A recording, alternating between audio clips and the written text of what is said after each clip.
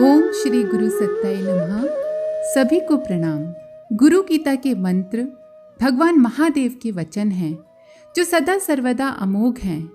भगवान सदाशिव की वाणी तीनों कालों में सत्य है।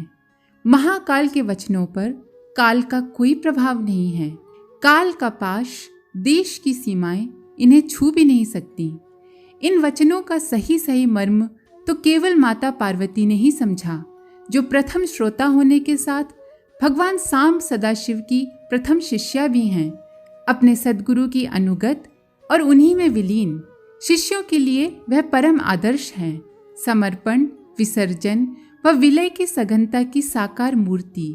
जो शिष्य हैं वे इन सजल श्रद्धा के साकार भाव विग्रह से श्रद्धा के कुछ कण पाकर स्वयं को प्रखर प्रज्ञा रूपी गुरुदेव में लय कर सकते हैं।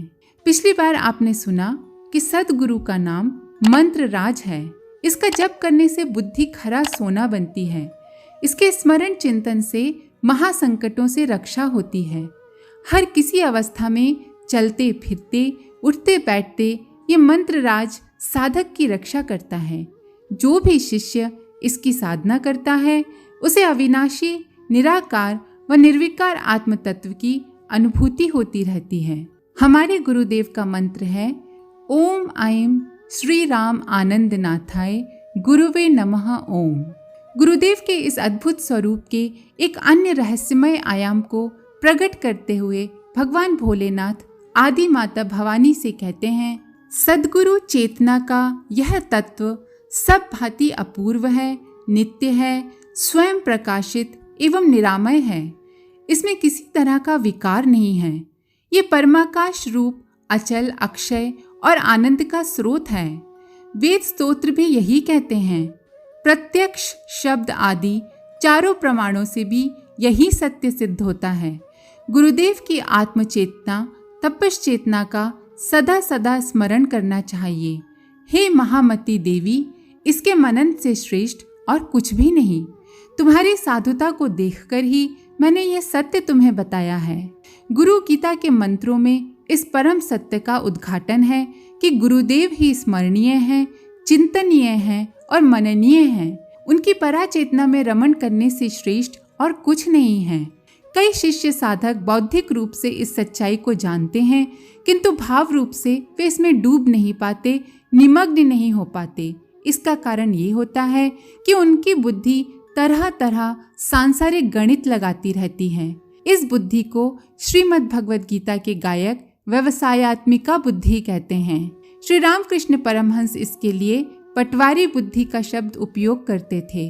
जोड़ तोड़, कुटिलता, क्रूरता में निरत रहने वालों के लिए न तो साधना संभव है और न ही उनसे समर्पण बन पड़ता है। और जो अपनी अहंता का सिर उतार कर गुरु चरणों पर रखने का साहस नहीं कर सकते, भला उनके लिए गुरु भक्ति कहाँ और किस तरह से संभव है। ऐसों को सद्गुरु चाह कर भी नहीं अपना पाते। शिष्य की भाव मलिनता उन्हें ये करने ही नहीं देती।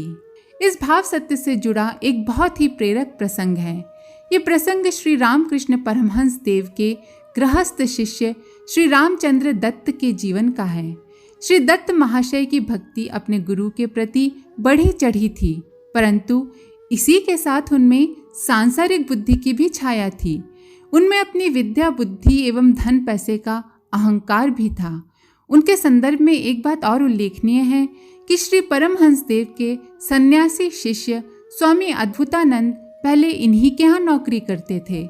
इन अद्भुतानंद को श्री रामकृष्ण के भक्त समुदाय में लाटू महाराज के नाम से जाना जाता है। दत्त महाशय ने ही उन्हें ठाकुर से मिलवाया था।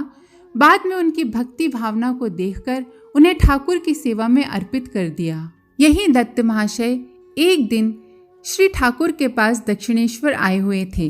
स्वाभाविक रूप से वे अपने साथ अपने गुरुदेव के लिए कुछ फल, मिठाइयाँ एवं कुछ अन्य सामान लाए थे। ठाकुर ने स्वभावतः ये सारा सामान युवा भक्त मंडली में बांट दिया। उन्हें इस तरह सामान बांटते देख दत्त महाशय थोड़ा कुंठित हो गए। उन्हें लगा, इतना कीमती सामान और इन्होंने इन लड़कों में बांट दिया। अच्छा होता ये सब अपने लिए रख लेते और इसका उपयोग करते। उनकी ये सांसारिक भावनाएं ठाकुर से छिपी नहीं रहीं। जिस समय वे ये सब सोच रहे थे उस समय शाम का समय था और वे परमहंस देव के पास बैठे उनके पांव दबा रहे थे।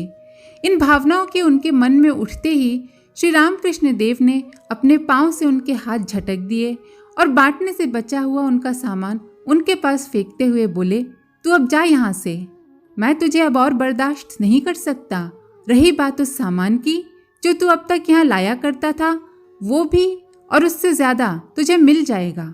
मैं माँ से प्रार्थना करूंगा कि वो सब कुछ बल्कि उससे बहुत ज्यादा तुझे लौटा दे।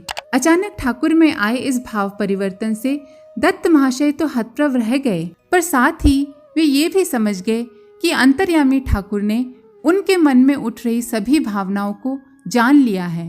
पर अब किया भी क्या जा सकता था। शाम गहरी हो गई थी, वापस कलकत्ता भी नहीं लौट सकते थे। वैसे भी ऐसी मनः स्थिति में वो कलकत्ता लौटना भी नहीं चाहते थे। बस भरे हुए मन से सोचा, ठाकुर के द्वारा तिरस्कृत जीवन अब किस काम का। और उनके अंदर उमड़ आई भक्ति भावना ने ये प्रेरणा दी कि क्यों ना माँ के मंदिर के पास बैठकर ठाकुर के नाम का जप किया जाए। बस ओम नमो भगवते राम कृष्णाय उनके कंठ से, प्राणों से और हृदय से बहने लगा। उनकी भावनाएं अपने दिव्य गुरु में विलीन होने लगी।